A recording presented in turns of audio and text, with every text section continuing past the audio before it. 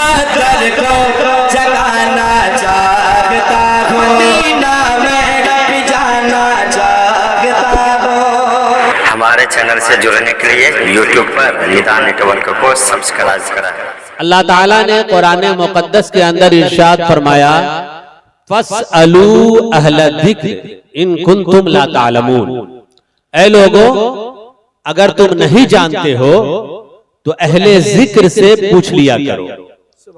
नहीं जानते हो तो जानकार लोगों से पूछ लिया करो। मेरे प्यारे, कुरान की इस आयत ने हमें बताया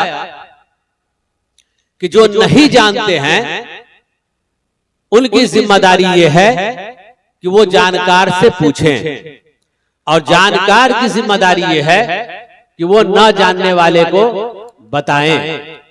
और कुरान ने जब ये कहा फस्अलू अहल ज़िक्र, पूछ लिया कर, तो ये पूछना ऐब नहीं है, क्योंकि जब कुरान ने ये कहा इन कुंतुम ला तालमून, अगर तुम नहीं जानते हो, इसका वाज़ेह मतलब है कि इस दुनिया के अंदर सब जानकार नहीं हो सकते, क्योंकि कुरान आज से 1450 साल तकरीबन पहले हुजूर सल्लल्लाहु तआला अलैहि वसल्लम पर नाज़िल हुआ, और हुजूर सल्लल्लाहु तआला अलैहि वसल्लम के वास्ते से मोमिनीन को बेशुमार मकामात पर खिताबात किए गए। जैसे अल्लाह ने फरमाया अकीमुस्सला, नमाज कायम करो। ये जमा हाजिर का सेगा है, फेले अम्र है, अम्र हुक्म को कहते हैं। तो ये जो खिताब हुआ था उस वक्त में मुखातब हम और आप थे, पैदा ही नहीं हुए थे, तो मुखातब क्या होते? तो खिताब तो फिर उनसे हुआ कि जो उस वक्त में थे। उस वक्त में सहाबा इकराम थे, लेकिन ये खिताब सहाबा के वास्ते से क़यामत तक के मोमिनीन के लिए हुआ, अकीमुस्सला, नमाज कायम करो। सुभान अल्लाह। पता ये चला कि वो जो हुक्म हुआ है वो हर जमाने में हुक्म होता आ रहा है। जो भी मोमिन होगा उसके साथ ये हुक्म लगेगा कि नमाज कायम करो। ये नहीं कि उस वक्त में नमाज फर्ज थी उनके लिए इसलिए ये हुक्म हुआ, बल्कि अगर कोई हुक्म वक्त के साथ मुअक्कत न हो, वो वक्त के साथ उसकी तहदीद न हो, जमाने के साथ तखसीस न हो, तो वो हुक्म मुतलक होता है। और कायदा ये है कि अल-मुतलक़ु अला यजरी अल-मुतलक़ु यजरी अला इतलाक़िही, कि मुतलक अपने इतलाक पर जारी होता है। तो जब भी कोई हुक्म अगर इस तरीके का आएगा तो वो हुक्म हमेशा के लिए होगा। जैसे आतुज़ ज़कात दो, तो हुजूर के जमाने में जो मालदार है उनसे खिताब है, लेकिन अब हर जमाने में जो भी मोमिन मालदार होंगे उन सब से भी यही खिताब है कि ज़कात दो। अगर ये बात आप समझ गए तो अब ये समझिए कि हुजूर के जमाने में ये आयत नाजिल हुई हुजूर पर, फस्अलू, पूछ लो, अहले जिक्र, जिक्र वाले से, इन कुंतुम ला तालमून, अगर तुम नहीं जानते हो। गोया के कुरान ने ये बताया कि सहाबा कराम के जमाने में भी दो तरह के लोग, एक वो जो नहीं जानते हैं, क्योंकि अगर सब जानकारी ही हो तो फिर पूछने की क्या जरूरत। इसलिए ये नहीं हो सकता है कि सब जानकार हो, और न ये नहीं हो सकता कि सब न जानने वाले हो, क्योंकि सब नहीं जानने वाले हो तो फिर पूछेगा किससे। इसलिए दो तरह के लोग हर जमाने में होंगे। हुजूर के जमाने से लेकर के क़यामत तक दो तरह के लोग होंगे। कुछ वो होंगे जो नहीं जानते होंगे, तो न जानने वाले के लिए सिर्फ न जानना ऐब नहीं है। अगर कोई न जानता हो तो सिर्फ न जानना ऐब नहीं है। जनाबे वाला ये बताएं, 8 साल का बच्चा हो और उसको फराइज़ नमाज मालूम न हो, कहेंगे क्या ऐबदार है? बोलिए। 7 साल का बच्चा हो, उसको फराइज़ गुस्ल मालूम न हो, क्या कहेंगे कि ऐब है इस बच्चे के अंदर?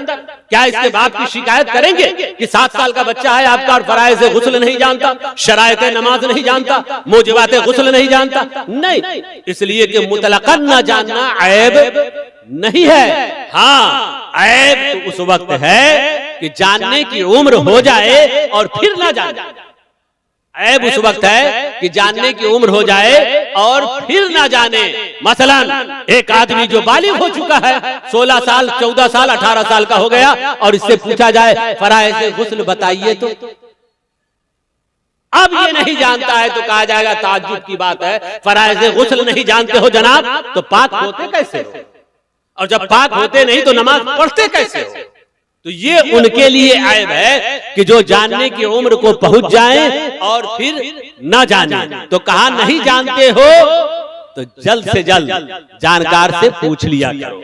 मेरे प्यारे भाइयों और दोस्तों, तो ये न जानना मुतलकन ऐब नहीं है। हाँ, न जानते हुए जानने की उम्र हो जाए और फिर न सीखे, फिर वो जानकारी हासिल ना करे, ये ऐब की बात है। इसी ऐब को दूर करने के लिए अल्लाह ताला ने फरमाया फसअलू, पूछ लिया करो।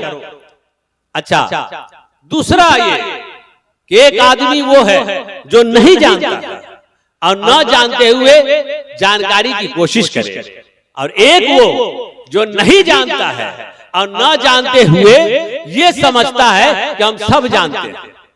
ये बहुत बड़ा है, और आज इस जमाने में ये बीमारी सबसे ज्यादा पाई जाती है कि जानता नहीं। कुरान कहता है नहीं जानते हो तो जानकार से पूछ लिया करो, लेकिन बीमारी इनके अंदर ये कि नहीं जानते हैं और उसके बावजूद ये समझते हैं कि हम सब जानते हैं। इसलिए जब कोई आलिम दीन इनको कोई बात बताए तो कहे रहने दीजिए, हम सब जानते हैं। जब इनसे कहा जाए कि ये जो सूदखोरी करते हो ये हराम है शरीयत के नजदीक, तो कहा रहने दीजिए, हम सब जानते हैं।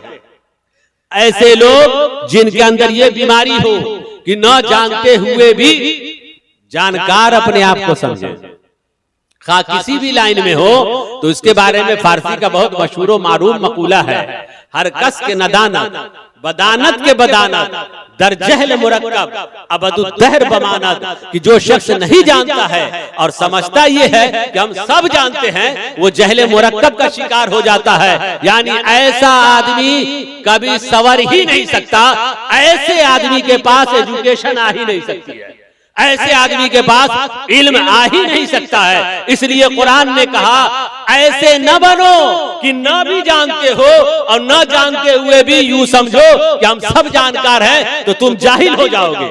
यही वो बीमारी थी, यही वो खराबी थी कि अबुल हकम को अबू जहल बना दिया। यही वजह थी कि हुजूर सल्लल्लाहु ताला अलैहि वसल्लम बताते तो वो कहता हम तो सब जानते हैं। इसलिए मोहम्मद आपसे सीखने की जरूरत नहीं है, आपसे सुनने की जरूरत नहीं है। नतीजा क्या निकला कि अबू जहल हो गया। इसलिए मेरे प्यारे भाइयों और दोस्तों, हम सब के लिए जरूरी ये है कि अगर नहीं जानते हैं तो जानकार से पूछ लिया करें, जानकार से बोलिए पूछ लिया करें, अहले जिक्र से। हाँ, गौर से सुनते रहिए ताकि मैं आगे चलता रहूं और आपको कुछ सिखाता रहूं। जानकार से पूछ लिया कीजिए अगर आप नहीं जानते हैं, और न जानते हुए पूछना ये कोई ऐब की बात नहीं बल्कि ये कमाल है। यही वो कमाल है कि जिस बंदे के अंदर ये चीज पैदा हो जाए तो आज तो वो न जानने वाले में शुमार होता है, कल वो जानकारों का रहनुमा और पेशवा बन जाएगा। सुभान अल्लाह। ये खूबी जिसके अंदर पैदा हो जाएगी। हाँ हाँ, यही वो खूबी थी जो सहाबा किराम में मौजूद थी। सहाबा किराम में यही खूबी थी जनाबे वाला। बुखारी बाज़ाब्ता खोलकर सहाबा ने नहीं पढ़ा था, मुस्लिम सहाबा ने खोलकर नहीं पढ़ा था, बल्कि उनके सीखने का तरीका क्या था? उनके सीखने का तरीका यही था कि जो चीज नहीं जानते वो हुजूर सल्लल्लाहु ताला अलैहि वसल्लम से बेला झिझक पूछ लेते, वो सवाल करते हुजूर से और मालूमात लेते। जैसे मिसाल के तौर पे ले लीजिए कि अक्ल ये कहती है कि मरा घोड़ा घास नहीं खाता।